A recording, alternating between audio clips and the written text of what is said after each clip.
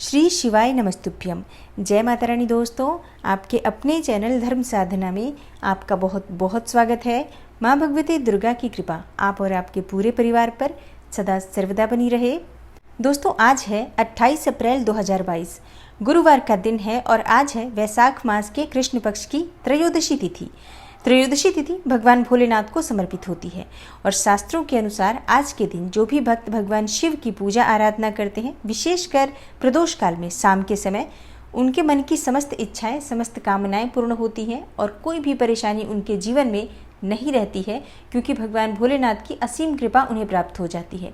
शास्त्रों के अनुसार त्रयोदशी तिथि की शाम को प्रदोष काल कहा जाता है, इसलिए इस व्रत को प्रदोष व्रत भी कहा जाता है, क्योंकि आज के दिन भगवान भोलेनाथ के निमित्त व्रत धारण करने वाले भक्तों को 100 गायों के दान करने का फल प्राप्त होता है और सभी प्रकार के कष्ट और पापों का नाश हो जाता है।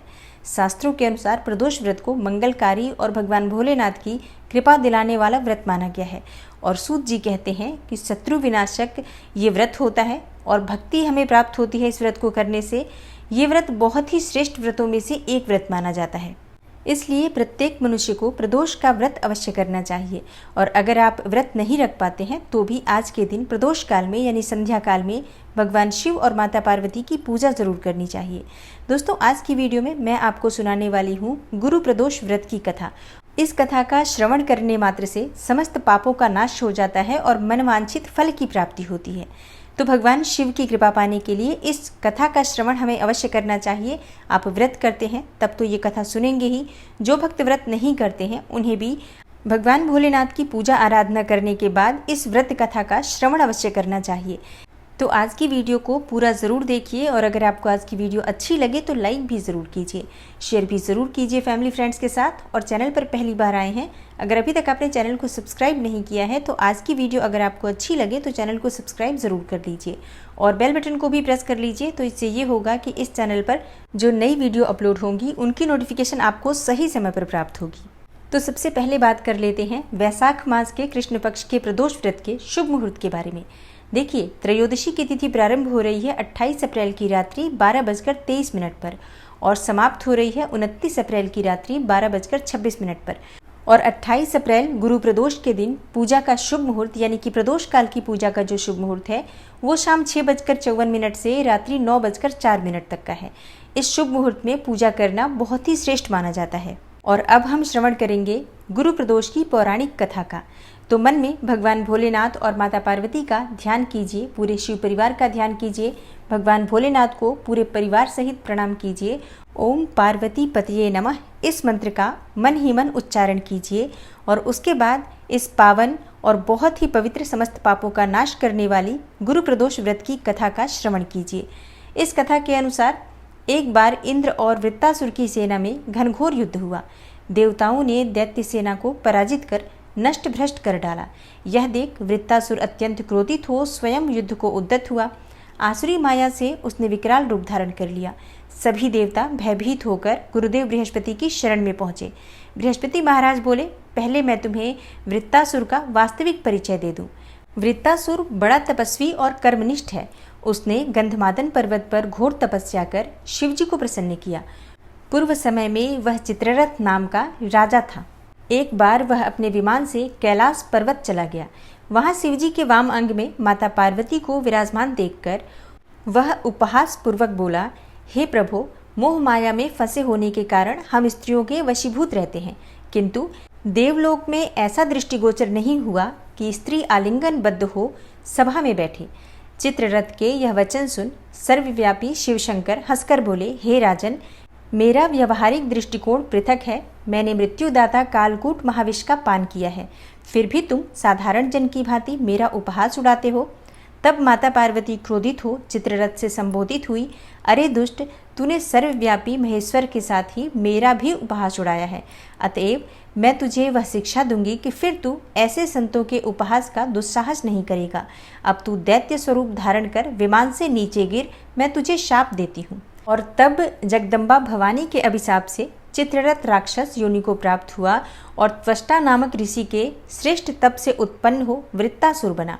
गुरुदेव बृहस्पति बोले, वृत्तासुर बाल्यकाल से ही शिवभक्त रहा है, अतः हे इंद्र, तुम बृहस्पति प्रदोष व्रत करके भगवान शंकर को प्रसन्न करो। देवराज ने गुरुदेव बृहस्पति की आज्ञा का पालन करते हुए गुरु प्रदोष का व्रत किया और तब गुरु प्रदोष व्रत के प्रताप से शीघ्र ही इंद्र ने वृत्तासुर पर विजय प्राप्त कर ली और देवलोक में शांति छा गई। अतः प्रदोष व्रत हर शिव भक्त को अवश्य करना चाहिए। ओम पार्वती पतये नमः। हर हर महादेव। जय शिव शंभू। दोस्तों, गुरु प्रदोष का व्रत समस्त प्रकार की कठिनाइयों को, समस्त प्रकार की परेशानियों को दूर करने वाला व्रत माना गया है। तो आज के दिन जो भी भक्त भगवान भोलेनाथ की पूजा आराधना करते हैं, भगवान भोलेनाथ की कृपा पाने के लिए त्रयोदशी का व्रत करते हैं, यानी प्रदोष का व्रत करते हैं और प्रदोष काल में शाम के समय भगवान शिव और माता पार्वती की पूजा आराधना करते हैं, उनके जीवन की समस्त प्रकार की परेशानियां भगवान भोलेनाथ स्वतः ही दूर कर देते हैं। और अगर आप प्रदोष का व्रत नहीं कर पाते हैं तो भी आज के दिन आपको भगवान भोलेनाथ और माता पार्वती की पूजा प्रदोष काल में ज़रूर करनी चाहिए। भगवान भोलेनाथ की कृपा पाने के लिए या अपने मन की किसी भी कामना को पूर्ण करने के लिए आज अगर आप शाम के समय प्रदोष काल में भगवान शिव और माता पार्वती की पूजा करते हैं तो निश्चित ही आपकी कामना पूर्ण होती है। और भगवान भोलेनाथ की कृपा पाना चाहते हैं तो आज के दिन कुछ बातों का आपको ध्यान रखना चाहिए। अगर आप व्रत नहीं करते हैं तो ऐसे में आपको तामसिक भोजन नहीं खाना चाहिए, जैसे कि लहसुन प्याज का त्याग कर दीजिए, मांस मदिरा का त्याग कर दीजिए और इस प्रकार से सात्विक रहते हुए भगवान शिव और शक्ति की आराधना कीजिए। और व्रत करते हैं या व्रत नहीं करते हैं तब भी आज आपको किसी भी प्रकार से झूठ नहीं बोलना चाहिए, किसी की निंदा नहीं करनी चाहिए, किसी की भी बुराई नहीं करनी चाहिए, किसी को अपशब्द नहीं कहना चाहिए, आज क्रोध भी नहीं करना चाहिए। मतलब पूरी तरह से शांत मन से भगवान शिव की और माता पार्वती की पूजा आराधना करें, तभी आज के दिन का लाभ आपको प्राप्त होगा। और भगवान भोलेनाथ की विशेष कृपा पाना चाहते हैं तो आज के दिन आपको शिव गायत्री का जप करना चाहिए। शिव गायत्री है ओम तत्पुरुषाय विद्महे महादेवाय धीमहि तन्नो रुद्रः प्रचोदयात्। इस मंत्र का कम से कम 108 बार जप अवश्य करना चाहिए। वैसे आपके पास समय हो तो अधिक संख्या में भी जप कर सकते हैं, क्योंकि शिव गायत्री के जप से मन की समस्त इच्छाएं भी पूर्ण होती हैं और भगवान भोलेनाथ की असीम कृपा प्राप्त होती है। और एक बात का और ध्यान रखिए, आज गुरु प्रदोष है तो जब हम भगवान भोलेनाथ की पूजा आराधना कर रहे हैं तो इसके साथ ही हमें भगवान श्री हरि विष्णु की पूजा भी जरूर करनी चाहिए, क्योंकि ये वैशाख मास में आने वाला गुरु प्रदोष है। वैशाख मास को माधव मास कहा जाता है और माधव मास में भगवान श्री कृष्ण के मधुसूदन स्वरूप की पूजा की जाती है। तो गुरु प्रदोष के दिन भगवान भोलेनाथ के साथ भगवान श्री हरि विष्णु की कृपा भी हमें प्राप्त हो, इसके लिए भगवान श्री हरि विष्णु के किसी भी मंत्र का आप जप कर सकते हैं। जैसे कि आप ओम नमो भगवते वासुदेवाय नमः इस मंत्र का जप कर सकते हैं, या अगर आपके पास समय हो तो विष्णु सहस्त्र नाम का पाठ करें, ये सर्वोत्तम होगा। अगर आप विष्णु सहस्त्र नाम का पाठ कर नहीं पाते हैं, मतलब पढ़ नहीं पाते हैं, तो ऐसे में आप मोबाइल से भी सुन सकते हैं, इससे आपको बहुत अधिक लाभ होगा। तो गुरु प्रदोष पर भगवान भोलेनाथ और भगवान श्री हरि विष्णु की कृपा से आपके मन की समस्त कामनाएं पूर्ण हो, ऐसी मंगल कामना मैं करती हूँ।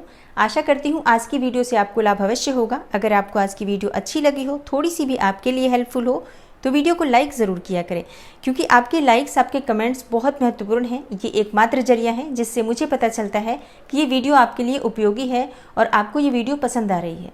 तो अपने कमेंट्स भी मुझे कमेंट बॉक्स में ज़रूर शेयर करें और इसके साथ ही लाइक का बटन ज़रूर दबाएं।